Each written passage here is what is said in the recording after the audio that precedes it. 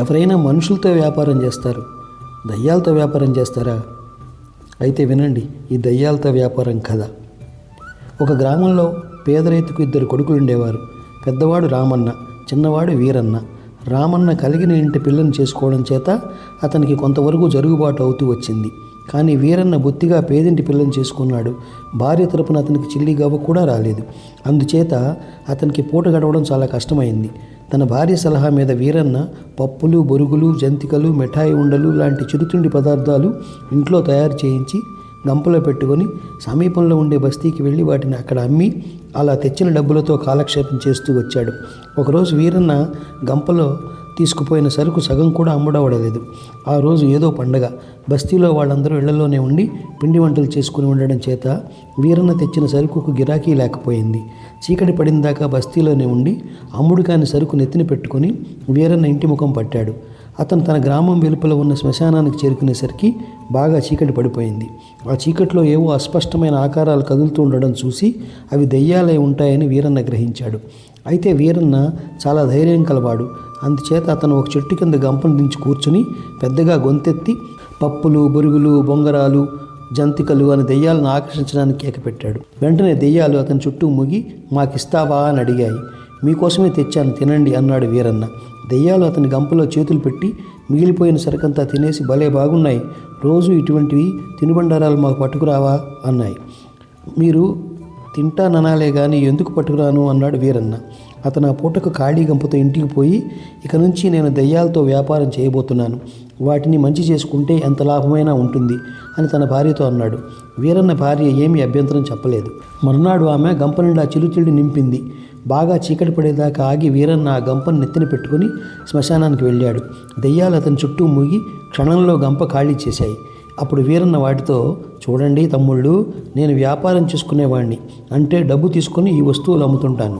మీరు కూడా నాకు డబ్బు ఇస్తూ ఉన్నట్టయితే మీకు ఈ పలహారాలు తెచ్చిపెట్టగలను, లేకపోతే నా వల్ల కాదు అన్నాడు. నీకు డబ్బులే కదా కావాలి, ఇక్కడే ఉండు అంటూ దెయ్యాలు చల్లా చెదురుగా ఎటో వెళ్ళిపోయి కొద్దిసేపట్లో డబ్బులు తెచ్చి గంప నిండా పోశాయి. పోనీ నువ్వు మాత్రం రోజు వస్తుండాలి, నీకోసం రోజు ఎదురు చూస్తుంటాం అని చెప్పాయి. వీరన్న వాటితో సరేనని చెప్పి గంప నెత్తిని పెట్టుకుని ఇంటికి వెళ్ళాడు. గంపలో ఉన్న డబ్బంతా చూసి అతని భార్య సంతోషం పట్టలేక, ఓయమ్మో ఇంత డబ్బే అన్నది.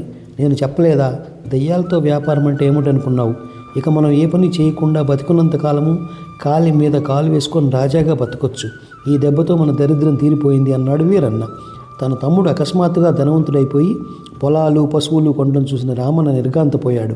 అతను వీరన్న ఇంటికి వచ్చి, ఒక్కసారిగా ఇంత డబ్బు నీకెక్కడిదిరా, నీ రహస్యం ఏమిటో కాస్త నాకు కూడా చెబుతావా అని అడిగాడు. వీరన్న రామన్నతో జరిగిందంతా వివరంగా చెప్పాడు. దయ్యాలతో వ్యాపారం బాగుందిరా, నేను కూడా ఈ పనే చేసి నీలాగా ఇంత డబ్బు సంపాదిస్తానుండు అన్నాడు రామన్న సంతోషంగా. ఆ రాత్రే అతను కూడా ఒక గంప నిండా చిరుతిళ్ళు నింపుకొని శ్మశానానికి బయలుదేరిపోయాడు. అన్నకు తగినంత ధైర్యం ఉంటుందో లేదోనని వీరన్నకు అనుమానం కలిగింది. అవసరమైతే దయ్యాలను హడలు కొట్టడానికి కూడా అతను ఒక ఎత్తు ఆలోచించాడు. అన్న శ్మశానానికి బయలుదేరిన కొద్దిసేపటికి వీరన్న కూడా ఇంత చమురు, అగ్గిపెట్టె తీసుకుని శ్మశానానికి బయలుదేరాడు. శ్మశానానికి దగ్గరలో ముళ్ళకంప ఉంటే అందులో చమురు చల్లాడు. ఈ లోపల రామన్న శ్మశానం చేరుకున్నాడు. అతను రాగానే దెయ్యాలు అతను చుట్టుముట్టి, రోజు వస్తానని మాట ఇచ్చి ఏమైపోయావు అంటూ రామన్నను కోపం కొద్దీ రకరకాలుగా హింసించసాగాయి. ఆ సమయంలో వీరన్న పరిగెత్తుకుంటూ వచ్చి, అతన్నేమీ చేయకండి, ముందు మీకు తినుబండారాలు పెట్టినది అతను కాదు నేను అన్నాడు. దయ్యాలు రామన్నను వదిలి వీరన్నను చుట్టుముట్టి, అయితే నువ్వు రోజు ఎందుకు రావడం లేదు అని అడిగాయి. ఇంతేనా మీకు తెలిసింది? నేను రోజు వస్తూనే ఉన్నాను, మధ్యలో దారిలో ఇంకేవో దెయ్యాలు అడ్డుపడి నేను తెచ్చిన సరుకంతా తినేస్తున్నాయి, నేనేం చేసేది అన్నాడు వీరన్న. అదా సంగతి, ఏవి మాకు చూపించు, వాటి అంతు తేలుస్తామన్నాయి దెయ్యాలు. రండి అంటూ వీరన్న దెయ్యాలను తాను ముందుగా చమురు చల్లి వచ్చిన కంప దగ్గరికి తీసుకుపోయి అందులో ఉన్నాయి అన్నాడు. దెయ్యాలు ముందు వెనుక చూడకుండా కంపలోకి దూకాయి. మరుక్షణమే వీరన్న నిప్పు పుల్ల వెలిగించి కంప అంటించాడు. అతను చల్లిన చమురు మూలంగా కంపంతా ఒక్కసారిగా బగ్గున మండింది. ఆ అదురుతో దెయ్యాలు ఆ ఛాయలు ఎక్కడా లేకుండా పారిపోయాయి. అటు తర్వాత శ్మశానంలో కూడా ఎవరికీ అవి కనిపించలేదు. ఊరికి దెయ్యాల బెడద వదిలిపోయింది. వీరన్న తన అన్నని ఇంటికి తీసుకుపోయి, పర్వాలేదులే అన్న, మన ఇద్దరి ఆస్తులు కలబోసుకుంటే మన జీవితాలు హాయిగా వెళ్ళిపోతాయి అన్నాడు. అన్నదమ్ములిద్దరూ కలిసి జీవించి తాము సుఖంగా బతకడమే కాక కొద్ది కాలంలోనే తమ సంపదను కూడా చాలా రెట్లు పెంచుకున్నారు.